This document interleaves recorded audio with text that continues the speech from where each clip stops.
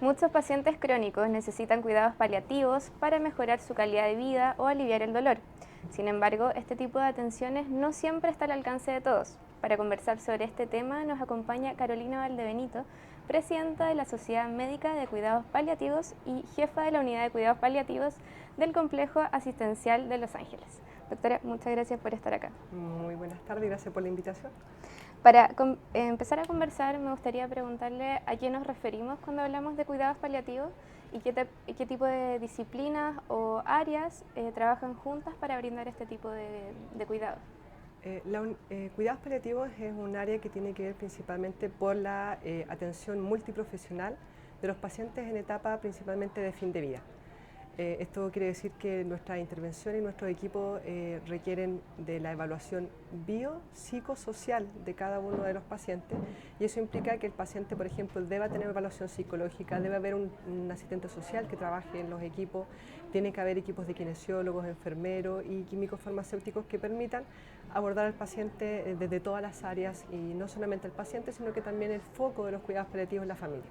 El foco está en el fondo en mejorar la calidad de vida de estos pacientes que están sufriendo una enfermedad que tal vez no va a ser tratada o mejorada específicamente por estos cuidados. Exactamente, lo que pasa es que un gran porcentaje de pacientes, especialmente los oncológicos que hoy día tratamos, no tienen, cuando ya se les dice que no hay tratamientos curativos, normalmente o antiguamente se les enviaba a su casa.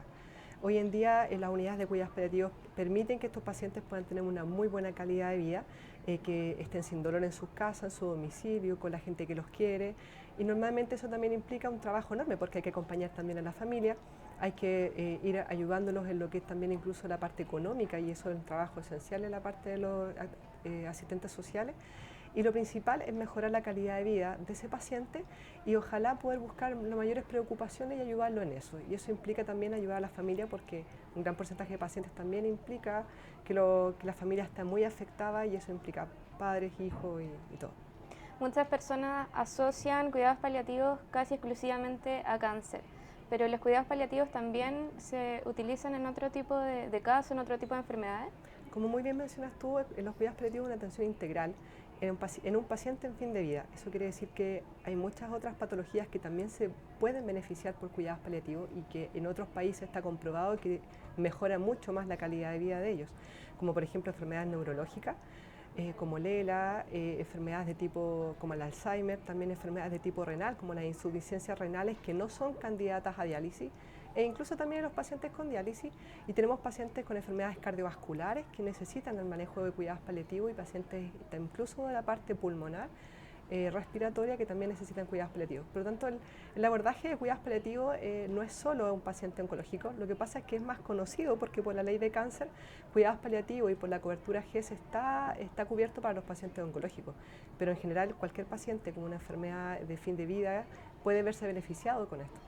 ¿Y podemos ver o existe algún porcentaje que nos pueda mostrar como cuántos son los pacientes oncológicos versus no oncológicos que hay en torno a cuidados paliativos? En este momento, de la cantidad de pacientes que necesitan cuidados paliativos, un tercio son oncológicos. Es decir, nosotros normalmente le podríamos decir, estamos viendo la punta del iceberg, porque el resto de los otros pacientes que en verdad necesitan cuidados paliativos, que son 2/3 y que no van asociados a cáncer, no están recibiendo cobertura en este momento.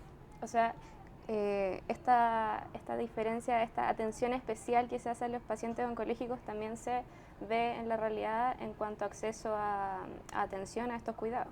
En general, los pacientes oncológicos tienen asegurado el acceso por la IGES. Por lo tanto, ellos incluso cada vez que se hace un diagnóstico que un paciente debe ingresar a cuidados paliativos, nosotros tenemos plazo de 5 días para verlos. En los pacientes que no tienen cáncer, por ley no tienen ningún acceso a estas unidades de cuidados paliativos. ¿Y qué tan importante es para un paciente crónico, independiente de la enfermedad, poder acceder a cuidados paliativos en el sentido de cuál es el impacto que puede tener para su vida? Mira, en general un gran porcentaje de estos pacientes, uno de los principales síntomas que se maneja es el dolor.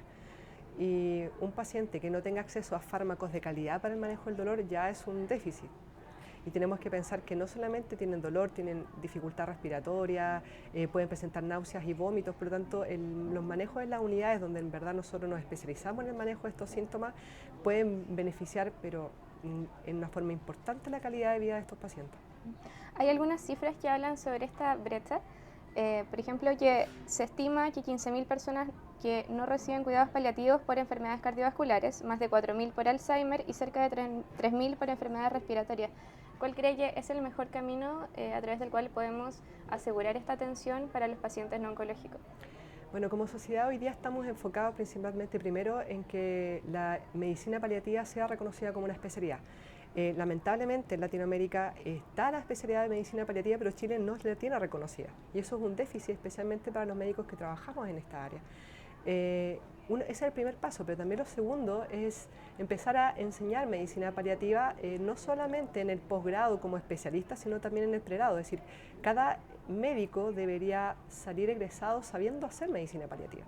Y eso permitiría, por ejemplo, que no necesariamente tengan que ser ingresados en unidades de cuidados paliativos de especialidad o en el nivel terciario o secundario, sino que un médico preparado de cuidados paliativos en la atención primaria también podría ayudar a sus pacientes en los CEFAM o en los consultorios. O sea, hay una deuda también con la formación. Exactamente. Y además de esto, hay otras, por ejemplo, brechas que se pueden ver en torno a cuidados paliativos pensando, no sé, en infraestructura, en medicamentos. Hoy en día tenemos unidades de cuidados paliativos en casi todos los hospitales de Chile, tanto públicos como privados. Por la IGES tenemos que tenerlas. Por lo tanto, una de las cosas que a lo mejor podría favorecer esto es ampliar la cobertura de cuidados paliativos a estos pacientes que no tienen acceso hoy en día porque no tienen patologías oncológicas. Hay unidades preparadas para eso, pero se necesita ya resoluciones a nivel del ministerio y a nivel de otras áreas más gubernamentales que permitan, por ejemplo, que nosotros podamos permitir el acceso de estos pacientes a estas unidades, para que ellos puedan tener acceso no solamente a los fármacos, que es lo esencial en el manejo, sino que también a toda la atención que se hace multiprofesional. Desde el Ministerio se está trabajando en eso, por lo menos se han juntado todos los asesores y la idea es poder promover una ley de cuidados paliativos universales que permita que esto pueda ser posible. Pero esta ley se refiere a la que está actualmente. Lo que pasa es que hay una ley que es el buen morir, que en este momento tiene que ver más principalmente por lo que es la ley de eutanasia, todo, pero nosotros tratamos de promover además una ley aparte en cuidados paliativos. En la ley de buen morir, la idea un poco es también permitirle al paciente que si quiere de alguna otra forma optar a eutanasia o a suicidio asistido, tener la posibilidad de tener cuidados paliativos. Nosotros como sociedad médica consideramos que es irresponsable ofrecerle a un paciente eutanasia y suicidio asistido sin haberle ofrecido o sin tener la oportunidad de poder tener un cuidado paliativo que le permita mejorar su calidad de vida. Por lo tanto, la idea de nosotros como médicos y como sociedad es poder trabajar en pro de que esto pueda ser posible. Porque en el fondo, según lo que menciona, la decisión en ese caso no se toma tan imparcialmente. Exacto, míralo desde un punto de vista, si estuvieras con dolor, con muchas molestias y muchos síntomas, y no tienes cómo tratarlos, porque no tienes un médico especialista que te acompañe, no tienes un psicólogo que te acompañe en el proceso de enfermedad, y no tienes un manejo de estos síntomas, por supuesto que no vas a sentir otra alternativa. En cambio, un gran porcentaje de los pacientes que, por ejemplo, puedan decidir hacer una eutanasia, si tú haces un buen manejo del dolor, un buen manejo de los síntomas, los acompañas como equipo de salud, eso perfectamente puede cambiar el porcentaje de pacientes que pueden optar a eso.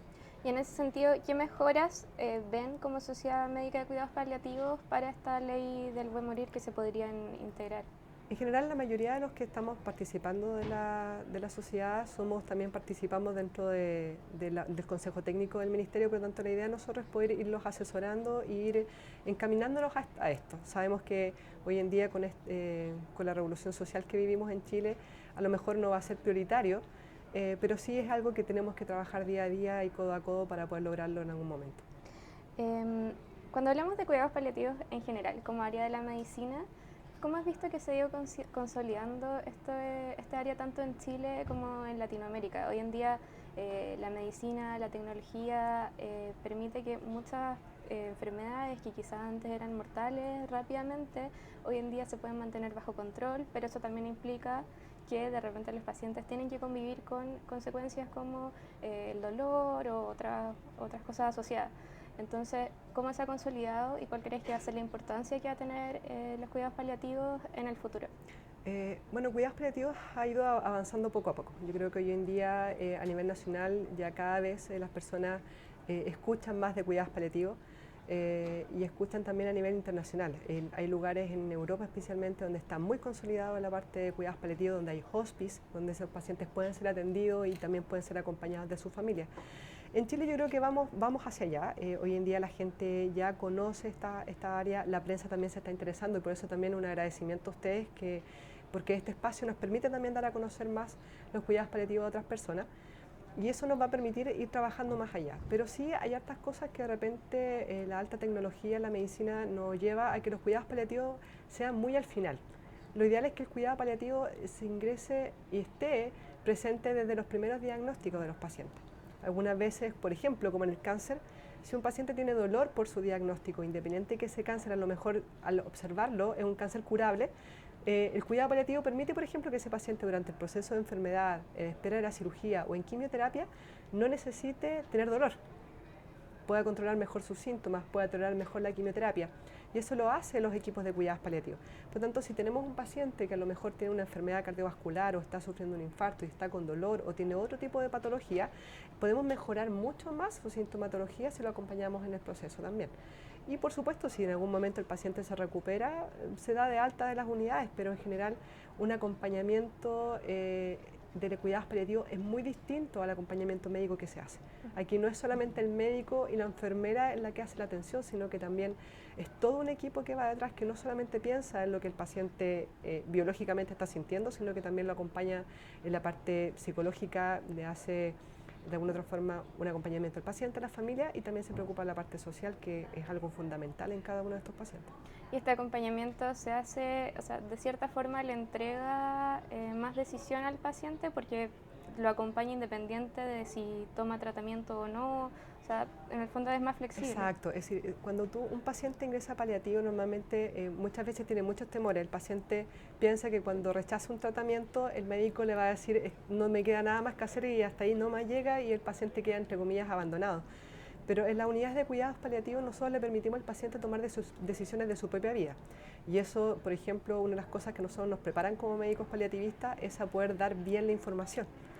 Una cosa fundamental es poder dar una buena información y especialmente cuando son malas noticias. Y eso lleva a que el paciente pueda estar bien informado y pueda permitir tomar una mejor decisión. Si tú le explicas a un paciente bien lo que sucede y toma una decisión que para él es importante, nosotros igual lo vamos a acompañar en el proceso y eso es lo que los pacientes normalmente agradecen y la familia también. Perfecto. Carolina, te agradezco mucho tu tiempo y que hayas venido a conversar con nosotros. Muchas gracias, Camila, también por la invitación. Y a ustedes los dejamos invitados a seguir conectados con EMOL TV y seguir informándose en emol.com.